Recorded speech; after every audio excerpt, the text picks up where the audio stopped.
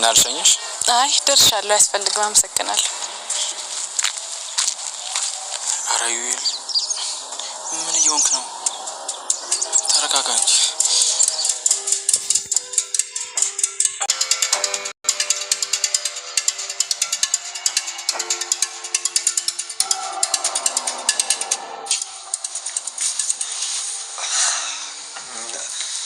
ሮማን አንቺ ደነስ ምን አጣፋው? ቆይ ስንት ጊዜ ነው በርሳት አንኳኪ እንዳትገቢ ያልኩሽ? ፍቅር ይሄ ክፍል ግን እኮ አንቺ አይደለም። አንቺ ጭራሽ ማዳመጥና ከራሴ ጋር ማውራት ስለፈለኩኝ ነው። መረዳሽ ነገር አለ አይደል? ምንም የለም፣ አመሰግናለሁ። ለልይን ከረዳልኝ ይበቃል። እሺ ግን አደይ እቺን መሰለሽ ጓደኛ ያለችሽ እንደዚህ ብቻሽ መጨነቅሽ ልክ አይመስለኝም። አዎ ልክ ነህ፣ ግን ደግሞ ለሊ ለራሷ ታማለች። ሌላ ጭንቀት ለሆነባት አልፈለኩም። ኦኬ እንደዛ ከሆነ የለሊ ምፈርሽ። አመሰግናለሁ ዶክተር፣ ግን ያን ያክል የሚያሳስብ ጭንቀት ነው። ሰሞኑን ከቤት አትወጣም? የተፈጠረ ችግር አለ? ከአደይ ጋር ጥሩ አይደላችሁም እንዴ? ኧረ ባረገው። ምን አልሽ አንቺ? ማለቴ በቃ ዝም በይ፣ ዝም ብለሽ አዘባርቂ። ተነሽ ግቢ። እንዴ ማየ ምን አደረኩ? አደይ እዚህ የለች። ስለዚህ ዴቭ ስለሷ በነፃነት ሊነግረን ይችላል። ሰላም እንዴት ናችሁ የቻናሌ ቤተሰቦች? ዛሬም እንደተለመደው ድንቅ የሆነና አሪፍ የሆነ ቪዲዮ እየላችሁ መጥቻለሁ። እንግዲህ የአደይ እህት ዴቭን ታፈቅረዋለች። ዶክተሩ አደይን ያፈቅራል። ነገር ግን ሁለቱ ምንም የሚያውቁን ነገር የለም። አደይ የዶክተሩን ፍቅር ያፍቅራት ምንም የምታውቀው ነገር የለም። ዴቭ ደግሞ እህቷ እንደምታፈቅረው ምንም የሚያውቀው ነገር የለም። አሁን የሚጎዱት በጣም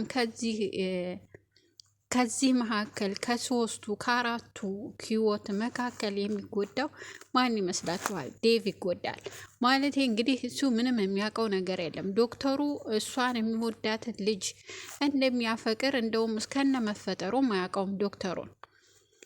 ብርሃን ደግሞ ዴቭ እንደምታፈቅረው አያውቅም። ምንም የሚያውቀው ነገር የለም። ነገር ግን እሷ ጭልጥ ብላ በዴቭ ፍቅር የመጀመሪያ ፍቅር ነውና ጭልጥ ብላ ሄዳለች ማለት ነው። አደይ ታውቃለች። አደይ ብርሃን እንደምታፈቅረው ዴቭን ታውቃለች። እና ገጠር ሄጄ ያለውን ነገር አጣርቼ እመለሳለሁ። ያንን ሳላጣራ እኔ ከሱ ጋር የመቀጠሉ ሀሳብ እንትን እያላት ነው ማለት ምንም አልተዋጠላትም። ነገር ግን አሁን ገጠር እስከምትሄድ ድረስ ከሱ ጋር ያላት ግንኙነት እኔም አለሁ እኔም እኮ ትናፍቀኛለህ የሚል መልስ ብቻ ነው የምሰጠው ማለት ነው። ነገር ግን ከዚህ ቀደም ሆነ አሁንም ባሉበት ሆነ ምንም በቃ የሆነ የእሷ ስሜትና የእሱ ስሜት በጣም የተራራቀ ነው። በፍጹም እሱ እሷን ለማግኘት፣ እሷን ለማፍቀር፣ እሷን ለማግባት፣ እሷን ጥሩ ነገር አድርጎ ለማስደሰት ይጥራል። ነገር ግን እሷ በዚህ በተቃራኒው ናት። በፍጹም ለሱ ያላትና እሱ ለሷ ያለው ፍቅር በጣም የተራራቀ ነው። እንግዲህ ብርሃን ከእናቷ ጋር እናት ምን ሆነሽ ነው? ከሰው በታ ያረኩሽ ወይ የበደልኩሽ ነገር አለ ወይ ስትላት፣ እናትየዋ እማዬ ምንም የበደልሽ ነገር የለም፣ ምንም ያረግሽ ነገር የለም። ስለዚህ በቃ እኔ እንደዚሁ ነው ብላ ተነስታ ወደ ሜዳ ሄዳ ትተክዝ ጀመር። ነገር ግን እሷ ናት እንጂ የምታፈቅረው እሱ ምንም የሚያውቀው ነገር የለም። ብርሃን ታፈቅረኛለች ብሎ በፍጹም አይጠረጥርም፣ አልጠረጠረም፣ አያውቅም ማለት ነው። ፍቅር እንግዲህ እየተቀረበች ነው ያለችው ወደ ዴቭ። እሷ እንግዲህ ታቋታላችሁ። ከዚህ ቀደምም ብዙ ነገር አድርጋለች ዴቭን ለማግኘት። አሁንም ያላት ሁሉ ተጠቅማ ያላትን ኃይል ሁሉ ተጠቅማ እንግዲህ ወደ ዴቭ እየቀረበች ነው ያለችው። ይህን አጋጣሚ ዶክተሩን በተለይ ዶክተሩን ታገኘችው። ዶክተሩና እሷ አንድ ላይ ተገጠሙ። አደይና ዴቭ እስከነ መጨረሻው ይወገዳል ፍቅራቸው ማለት ነው። እንግዲህ ብርሃንም አታገኘውም፣ አደይም አታገኘውም። ስለዚህ ፍቅር ግዴታ የሆነ ነገር አድርጋ እማዬንና ዴቭ እንደዚህ አድርገናል ወይም ደግሞ አብረን ተኝተናል ወይም ደግሞ የሆነ ነገር ተፈጥሯል ብላ ግዴታ እሱን ማግባት አለባት። ነገር ግን ዴቭ አይወዳትም፣ አያፈቅራትም፣ ጥሩ ፍቅር አይሰጣትም፣ ልዩ ጊዜ አያሳልፉም። እንደውም ሲመጣ ሲወጣ በጭቅጭቅ ነው የሚወጡት። አንድ ባልና ሚስት አንድ ሴትና ወንድ እኩል ፍቅር ከሌላቸው እሱን የምትወደው ካልሆነ ወይም እሱ እሷን የሚወዳ ካልሆነ በጣም ችግር ይፈጠራል ከሚባለው በላይ። ልጅም ወለዱ፣ ሀብትም ኖራቸው፣ ገንዘብም መጣ ሄደም፣ ደሃዩም ኖረም አልኖረም በፍጹም አንድ ላይ ሊኖሩ አይችሉም። ሴቷ ሌላ የምትወድ ከሆነ እሱ አስገድዶ ታገባት እልህ ይዛታል። ወንዱ ሴቷ ወዳው አስገድዳ ታገባችው በፊት የሚወዳጋ ከሷ በፍጹም አይለይም። ተደብቆም ቢሆን እንኳን በፍጹም ከልቡ ሊያወጣት አይችልም። ለምን? እሷ ስለምታፈቅረኝ ብቻ የግድ ስላገባች ብሎ የሆነ እልህ ውስጥ ይገባል ማለት ነው። ሊሊ እንግዲህ በጣም ነው ባቡሬ ይወዳት የነበረው። በሌላ እያሙሃኘ ፍቅሩን ይነግራት ነበረ። አሁን ደግሞ እሱ እየሸሻት ነው፣ እሷ ደግሞ እየቀረበችው ነው። ለምን ይርቀኛል? ወዴት ነው ያለው? ለምን አይመጣም? ለምን አይጠይቀኝም? እያለች ነው። ነገር ግን እስካሁን ድረስ ምንም ያላት ነገር የለም። የጠየቃትም ጠይቋት ነበረ። ስለ በሽታዋ ምንም ስላልነገረችው